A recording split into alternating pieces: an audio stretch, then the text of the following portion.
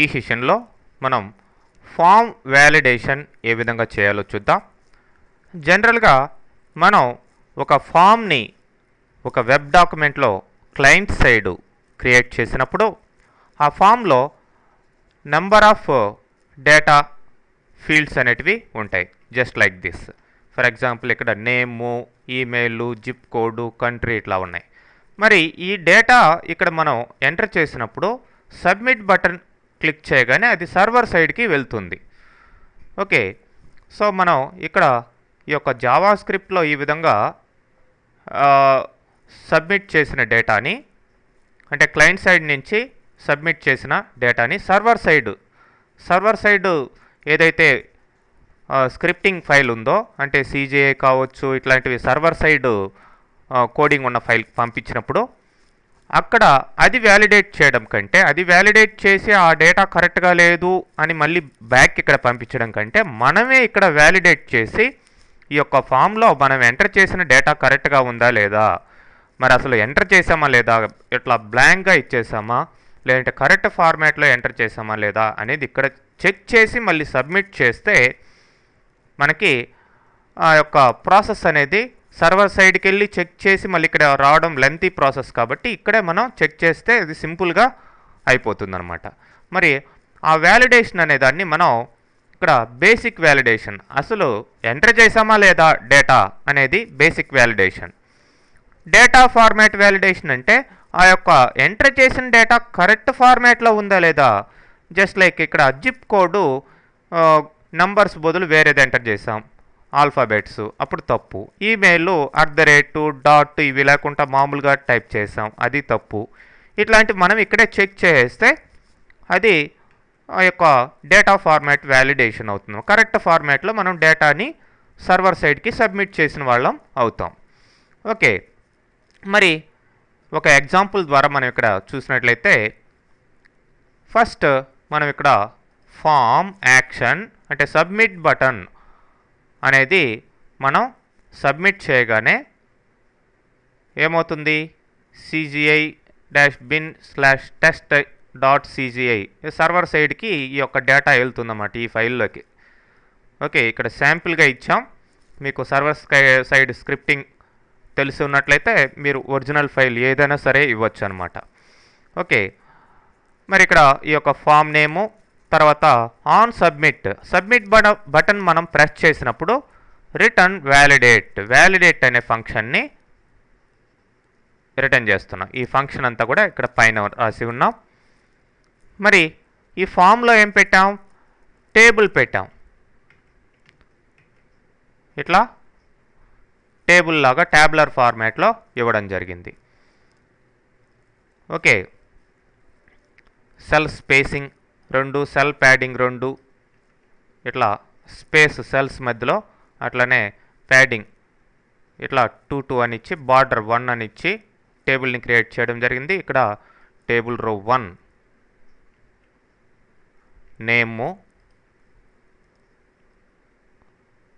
అట్లనే టేబుల్ రో 2 ఈమెయిల్, అట్లనే జిప్ కోడ్, కంట్రీ ఇట్లా ఇచ్చాం. ఈ కంట్రీ దగ్గర మళ్ళీ ఆప్షన్ బటన్స్ పెట్టాం, ఆప్షన్ సెలక్షన్ కోసం లిస్ట్ పెట్టామన్నమాట. ఇక్కడ USA, UK, ఇండియా ఆప్షన్స్ వస్తాయి. మరి ఈ టేబుల్ లోపల ఈ యొక్క టెక్స్ట్ బాక్సుల్ని డేటా ఎంట్రీకి లాస్ట్లో ఈ యొక్క సెలెక్ట్ ఐటమ్ని పెట్టడం జరిగింది. బై డిఫాల్ట్ ఇక్కడ చూజ్ యువర్స్ అని ఇది ఉంటుంది, డిఫాల్ట్ ఐటమ్ అన్నమాట. మరి లాస్ట్లో సబ్మిట్ బటన్ ఇవ్వడం జరిగింది. మరి మనం ఇక్కడ ఎంటర్ చేసిన డేటా బై డిఫాల్ట్ ఫస్ట్ ఇలా ఉంటుంది, బ్లాంక్గా ఉంటుంది ఈ యొక్క ఫామ్ని ఎగ్జిక్యూట్ చేసినప్పుడు. మరి మనం దాంట్లో ఎంటర్ చేసి సబ్మిట్ బటన్ ప్రెస్ చేసినప్పుడు ఈ యొక్క వ్యాలిడేట్ అనే ఫంక్షన్ యాక్టివ్ అవుతుంది. ఫస్ట్ ఇఫ్ document.myform.name.value, myform అనేది ఈ యొక్క ఫామ్ నేమ్, దాంట్లో name.value దీంట్లో ఎంటర్ చేసిన వాల్యూ ఈక్వల్ టు, ఇక్కడ స్పేస్ ఇచ్చేసాం, అంటే బ్లాంక్ ఇచ్చాం, విత్ ఇన్ కొటేషన్లో ఏమీ ఇవ్వలేదు. అంటే ఏమీ ఎంటర్ చేయనట్లయితే, ఫర్ ఎగ్జాంపుల్ ఇప్పుడు సబ్మిట్ ఇచ్చే ఏమవుతుంది, ప్లీజ్ ప్రొవైడ్ యువర్ నేమ్ అని వ్యాలిడేషన్ రావడం జరిగింది. ఇక్కడే అలర్ట్ ఇచ్చేసాం. మరి దానికే ఫోకస్ పెట్టాం. Document dot my form dot name dot focus, మళ్ళీ అక్కడికే వెళ్తుంది cursor. Okay, return false value return చేస్తుంది ఈ యొక్క వ్యాలిడేట్ అనే ఫంక్షన్ ఎప్పుడు ఇట్లా ఎంటర్ చేయకుండా ఉన్నప్పుడు. ఓకే, మనం ఇక్కడ సమ్ నేమ్ ఇచ్చేయడం జరిగింది. Okay, next email checking. ఈమెయిల్ని ఇక్కడ ఏమి ఎంటర్ చేయనట్లయితే సబ్మిట్ అన్నాం అనుకోండి, ప్రొవైడ్ యువర్ ఈమెయిల్ అని వస్తుంది. ఓకే, తర్వాత ఈమెయిల్ని ఒక వేరియబుల్లో తీసుకొని మనం ఎంటర్ చేసిన దాన్ని అక్కడ @ కరెక్ట్ పొజిషన్లో ఉన్నాయా లేదా చెక్ చేయాలి. మరి వాటి కోసం ఫర్ ఎగ్జాంపుల్ ఇట్లా ఎంటర్ చేసామనుకోండి ఏదో ఒకటి రాంగ్ ఈమెయిల్, సబ్మిట్ అనగానే please enter correct email ID అని వస్తుంది. ఎందుకు అక్కడ @ లేదు, డాట్ లేదు. ఫర్ ఎగ్జాంపుల్ hello@.com అని ఇచ్చామనుకోండి. ఈ @ పొజిషన్ ఎక్కడ ఉండాలి, డాట్ పొజిషన్ ఎక్కడ ఉండాలి అనేదని ఇక్కడ తీసుకున్నాం. ఇండెక్స్ ఆఫ్ ద్వారా email ID dot index of @ ఈ మనం ఎంటర్ చేసిన ఈమెయిల్ ఐడిలో ఎక్కడ ఉంది ఆ పొజిషన్ దీంట్లోకి వస్తుంది. అట్లానే డాట్ ఎక్కడ ఉంది అనే పొజిషన్ .pos అనే వేరియబుల్లోకి వస్తుంది. మరి ఈ యొక్క @ పొజిషను <1 కాకూడదు. అట్లనే dot position -@ position should not be <2. ఈ కండిషన్స్ మనం పెట్టుకున్నాం.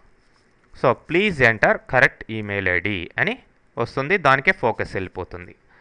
ఓకే, ఇప్పుడు కరెక్ట్గా ఎంటర్ చేసాం. నెక్స్ట్ జిప్ కోడ్ ఇక్కడ ఫార్మాట్ ఇచ్చాం, 5 డిజిట్సే ఎంటర్ చేయాలి అనేది. చూడండి, ఏమి ఇవ్వకపోయినా ఆర్ ఈజ్ నాన్ అంటే నాన్ న్యూమరికల్ వాల్యూ ఇచ్చిన, ఫర్ ఎగ్జాంపుల్ ఇక్కడ ఎలా ఇచ్చాం అప్పుడు కూడా అదే మెసేజ్ వస్తుంది, ఫార్మాట్ కరెక్ట్గా ఎంటర్ చేయాలని. లెంత్ 5 కాకపోయినా ఎక్కువ లెంత్ ఇచ్చేసినా కానీ తప్పు అనమాట. 5 ఇచ్చాను, సో ఇది correct. Please provide your country, last validation country select చేయాలి.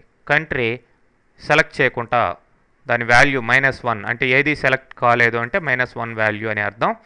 అప్పుడు ప్లీజ్ ప్రొవైడ్ యువర్ కంట్రీ అని వస్తుంది. సో ఇప్పుడు ఇండియా సెలెక్ట్ చేసాం. సబ్మిట్ అనగానే ఎక్కడికి వెళ్ళింది ఈ యొక్క డేటా మనం ఎంటర్ చేసింది ఈ ఫైల్కి సబ్మిట్ చేయడం జరిగిందనమాట. మరి ఈ యొక్క సర్వర్ సైడ్ స్క్రిప్టింగ్ మీరు రాసి ఉంటే దాంట్లోకి ఆ యొక్క డేటాని సబ్మిట్ చేసి వ్యాలిడేట్ చేసుకోవచ్చు. ఓకే, ఆ విధంగా అన్నమాట.